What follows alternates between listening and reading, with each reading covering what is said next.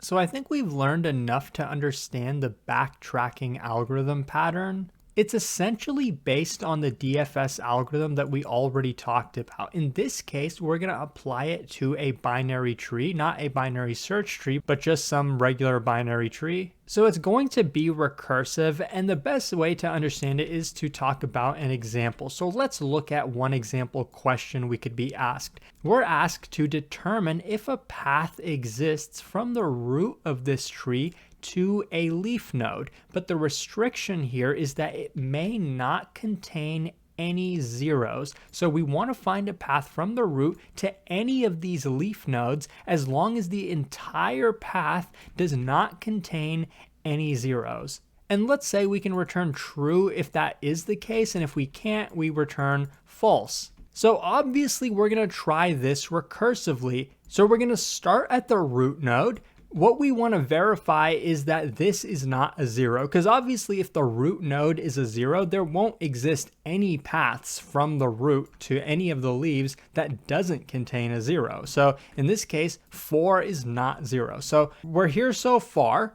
Let's try to check if there's a path that exists in the left side of the tree. So we get to the left child, it is a 0. We're not allowed to have any zeros. What we say in this case is we're backtracking. We tried one possibility, now we're going back up. The idea is similar to going through a maze. Let's say you start here and your goal is to get to the end of the maze. You go and try every path. You go this way, but then you realize that it's a dead end. So basically you backtrack and then try another route, another way to reach the end. So basically we're recursively trying every single path. It's kind of a brute force approach. We haven't talked about brute force yet, but it's a style of algorithm where basically you go through every single possibility. For example, with binary search trees,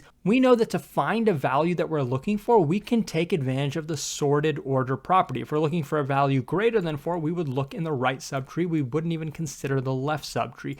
But if we're given a binary tree, not a binary search tree, then we can't use that. We actually have to check both the left subtree and the right subtree. So we kind of have to brute force it in that case. So that's the idea behind backtracking. We have to go through every possibility. When you go through a maze, you have no idea which path could actually lead to the end. So you have to go through every possibility. In this case, even though there's a 7 down here, we can't go there because this is basically a roadblock. We can't go through any zeros. So we're not allowed to go this way. So in this case, we backtrack up. And now we're going to try the same thing in the right subtree. Recursively, we're going to go to the right child. It's a 1. That's good. It's not a 0. Unfortunately, this is not a leaf node, so we do have to continue. Now we try the left subtree. It's a 2. That's good. It's not a 0. And then it does not have any children, so that means we found the path. So from here, we didn't find the path, so we would have returned false. That's how the root node would know that we didn't find the answer in the left subtree. Let's try the right subtree. In this case, we did find the answer here. So what we're going to do is from this node, we're going to return true up to the parent over here. And then this node knows that since we already found the solution in the left subtree, we did find a path, there's no need to look in the right subtree anymore. So we don't even go in the right subtree. From here, we again return true up to our parent over here. And then from here, we end up returning true that yes, the answer to this question for this tree turned out to be true. Now suppose if we changed this node instead to a 0, we would have gotten here, we would have went to the left path, we would have found that no, this was not the answer, we returned false up to our parent here, so we would backtrack basically back up, try it from the right subtree, we would see that this is a 0, so this was not the path either. We ran out of options. We backtrack up, and then from here, we return false to our parent, and then from here, we would also return false. The answer to this question then would have been false, not true. So the code for this solution would look something like this. You can see it's pretty similar to the other tree traversals, the recursive ones that we already looked at. So in this case, the base case would be if we reach a null node like empty, or we reach a node with the value 0. That means that, for example here, this would not contain a path that we're looking for. So in that case, what we do is return false. Now, if we get to a leaf node, that's another base case. So for example, if somehow we were able to reach this leaf node where we did not encounter any zeros, and at this point we would return true, but we know we can't get there because there's a 0 blocking us. But eventually we get to this node, we get to 2, it's a leaf node, and we know we got there without encountering any zeros, because if we encounter a 0, we have to return false. So if we ever get to this point where we reach a leaf node, we can return true. Otherwise, we are going to recursively check, suppose from the root, we would recursively check the left subtree and then check if that contains a path. And if it's true, then we can return true. If it's not, we don't do anything. We know in this case, the left subtree did not contain that, but we ran recursively. Can we reach a leaf node on the right subtree from here? And we know we did. Eventually, we went here and then we went here. That was the base case, we returned true. So then from here, we end up returning true, and then that pops back all the way up to the root. And then from the root node itself, from the original function call, we can return true. Now, if this was a 0, for example, and none of these would execute to be true, we would return false. So now let's look at a slightly more complicated version of this same problem. Now, instead of just returning true or false, let's actually return what the values of that path would look like. For example, the solution here would be we return, for example, the solution here would be we have to build a path that looks like 4, 1, 2, because those are the values in this path. So the solution to that would just be slightly modified. So in this case, we'll call it leaf path. We're passing in a root, but we're also passing in another variable path, which in this case will be an array or a dynamic array. So it's sort of going to serve as a global variable for this function. It's basically going to be the same array that we pass in to every recursive call. So initially, let's say we have an empty array.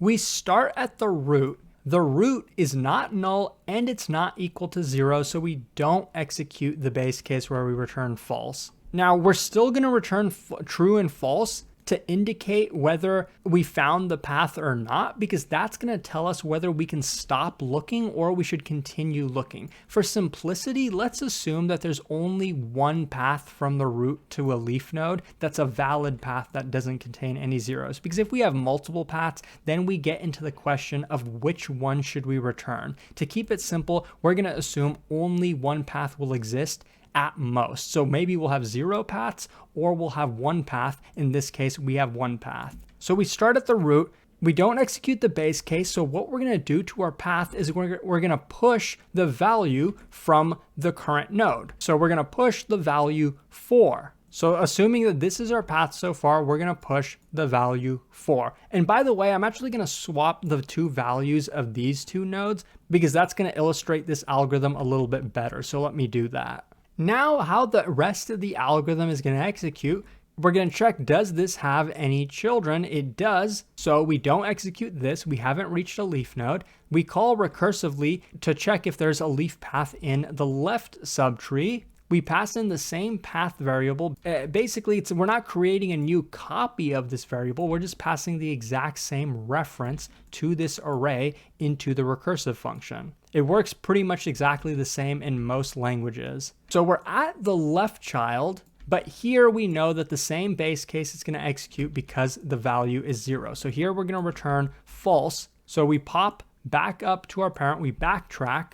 So then from this 4 node where we checked if the left subtree contained that, this is going to be false. So we're not going to end up returning true just quite yet. We still have to build the path. So now we're going to be back here. We're going to recursively call a leaf path on the right subtree over here now. And actually, I realize I want to modify this tree a little bit more to actually illustrate the complete backtracking here. So what I'm going to do is change this to, let's say, a 3, and I'm going to add a right child, which is 0 here. So this will give us the full picture of this algorithm. But now we're at the 1. It's not null and it's not equal to 0. So we're going to consider it part of our path so far. So this one is going to be added to our path down here. We're going to check, is it a leaf node? Nope. Then recursively, we're going to check if a path exists in its left subtree. So then we're going to get down here to 3. We're going to continue the algorithm. It's not a base case. So we end up adding 3 to our path. So far, this is our path. We add the 3 down here. Now from this 3, it's also not a leaf node.